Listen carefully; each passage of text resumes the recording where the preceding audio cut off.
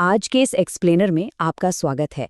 पिछले कुछ दिनों से नीट यूजी के रद्द होने से देश भर में जो हलचल मची है उस पे तो आपकी नज़र होगी ही। तो आइए आज हम इस बात की तह तक जाते हैं कि आखिर क्यों भारत की इतनी बड़ी मेडिकल एंट्रेंस परीक्षा इंजीनियरिंग वाली जेईई के मुकाबले पेपर लीक का इतनी आसानी से शिकार हो जाती है। अब देखिए, महाराष्ट्र और राजस्थान में नीट यूजी पेपर लीक को लेकर जो गिरफ्तारियां हुई हैं उसने लाखों बच्चों के भविष्य को अधर में लटका दिया है। पर यहाँ एक बड़ा सवाल खड़ा होता है। जेईई जैसी परीक्षा जो इतिहास में काफ़ी सुरक्षित मानी जाती है, वो अपनी जगह डटकर खड़ी रहती है, तो फिर नीट का सिस्टम इतनी जल्दी क्यों बिखर जाता है? भाग 1, 2 परीक्षाओं की कहानी। शुरुआत करते हैं इन दोनों टेस्टिंग सिस्टम्स के बेसिक स्ट्रक्चर को साइड बाय साइड रखकर। एक तरफ हमारे पास नीट है जो मेडिकल एडमिशन्स के लिए एक बहुत ही विशाल offline pen and paper test है जिसे 13 अलग अलग भाषाओं में करवाया जाता है, और दूसरी तरफ है जेईई मेन, इंजीनियरिंग के लिए एकदम सटीक कंप्यूटर आधारित एग्जाम। ये जो बुनियादी अंतर है ना, यही आगे चलकर सारी समस्याओं की जड़ बनता है। भाग 2, समस्या का पैमाना। अब ये टेस्टिंग फॉर्मेट्स कोई रैंडमली तो चुने नहीं गए हैं। इनके पीछे का सबसे बड़ा कारण है कैंडिडेट्स की गिनती। इस चार्ट पर जरा ध्यान दीजिए, ये नीट की सबसे बड़ी कमजोरी को साफ दर्शाता है। नीट में हर साल लगभग 23 लाख एस्पिरेंट्स बैठते हैं, जो कि जेईई के 14 लाख कैंडिडेट्स के मुकाबले कहीं ज्यादा बड़ा नंबर है। ये इतनी बड़ी संख्या है कि किसी भी सिस्टम की नींव हिला सकती है। भाग 3, भौतिक प्रश्न पत्र की कमजोरियां। क्योंकि उम्मीदवारों की संख्या इतनी ज्यादा है, इसलिए नीट पूरी तरह से ट्रेडिशनल फिजिकल टेस्टिंग पर निर्भर करता है, और यहीं से शुरू होता है असली खतरा। एक फिजिकल पेपर के सफर को देखिए। प्रिंटिंग प्रेस से निकलकर, गाड़ियों में लटकर, देश भर का सफर तय करके एग्जाम सेंटर तक पहुंचना। इस पूरी चेन ऑफ कस्टडी में ऐसे ढेरों ब्लाइंड स्पॉट्स बन जाते हैं जहां गड़बड़ी की गुंजाइश सबसे ज्यादा होती है। इस बात को स्वास्थ्य मंत्रालय के एक अधिकारी ने बहुत ही साफ शब्दों में कहा है। उनका मानना है कि जब पेपर्स को फिजिकली पूरे देश में ट्रांसपोर्ट किया जाता है, तो चाहे आप कितनी भी टाइट सिक्योरिटी क्यों न लगा लें, लीक होने के पॉइंट्स बन ही जाते हैं। ये ऑफलाइन एग्जाम्स की वो कड़वी सच्चाई है जिससे हम मुंह नहीं मोड़ सकते। इसके बिल्कुल उलट कंप्यूटर आधारित परीक्षण यानी सीबीटी को देखिए। वहां एक ऑटोमेटेड सिस्टम एक विशाल क्वेश्चन बैंक से सवाल चुनता है और देश भर के सभी सेंटर्स पर एक ही सेकंड में उन्हें अनलॉक कर देता है। ना फिजिकल ट्रांसपोर्ट का झंझट, ना ही रास्ते में चोरी होने का डर। मतलब ट्रांसपोर्टेशन के दौरान लीक होने के चांस लिटरली 0 हो जाते हैं।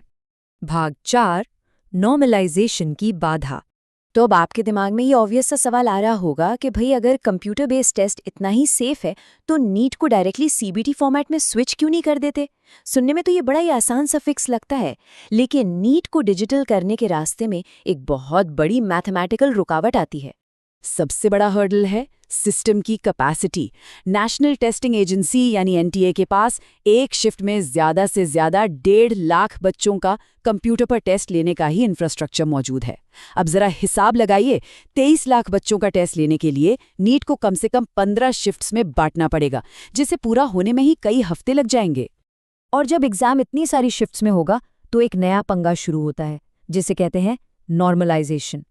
देखिए, हर शिफ्ट के पेपर की डिफिकल्टी अलग होती है, राइट? तो सभी बच्चों के साथ फेयर प्ले हो, इसके लिए नॉर्मलाइजेशन का यूज किया जाता है। ये एक तरह का कॉम्प्लेक्स स्टैटिस्टिकल बैलेंसिंग एक्ट है जिससे स्कोर को एक बराबर लेवल पर लाया जा सके।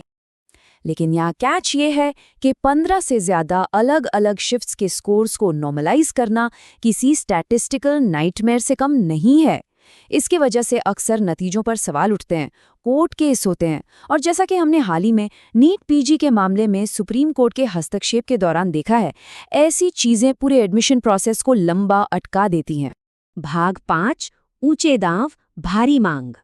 अब क्योंकि कैपेसिटी और नॉर्मलाइजेशन जैसी समस्याओं की वजह से सिस्टम ऑफलाइन एग्जाम लेने के लिए मजबूर है, हमें उस मेन कारण की तरफ देखना होगा जो इन लीक्स के पीछे सबसे बड़ा मोटिवेटर है।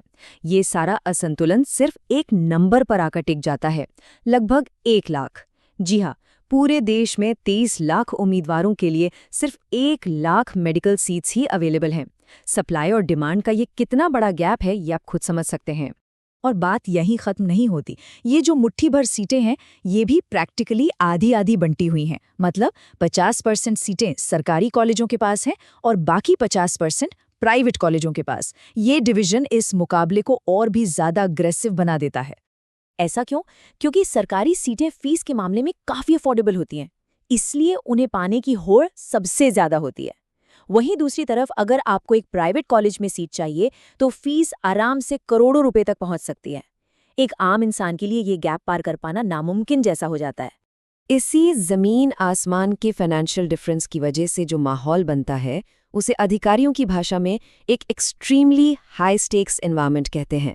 मतलब यहाँ जीत और हार के मायने बहुत बड़े हैं, और इसी प्रेशर में कुछ ऐसे बैड एक्टर्स हमेशा सिस्टम में मौजूद रहते हैं जो ऑफलाइन एग्जाम्स की इन फिजिकल कमजोरियों का फायदा उठाने के लिए किसी भी हद तक पैसे बहाने को तैयार रहते हैं। जो आखिर में हमें एक बहुत ही डीप और परेशान करने वाले सवाल पर लाकर खड़ा कर देता है। जब तक भारत अपनी टेस्टिंग कैपेसिटी और उस स्टैटिस्टिकल नॉर्मलाइजेशन की पहेली को नहीं सुलझा लेता, तब तक क्या इस इतने बड़े पैमाने की ऑफलाइन परीक्षा को 100% लीक प्रूफ बनाना पॉसिबल भी है?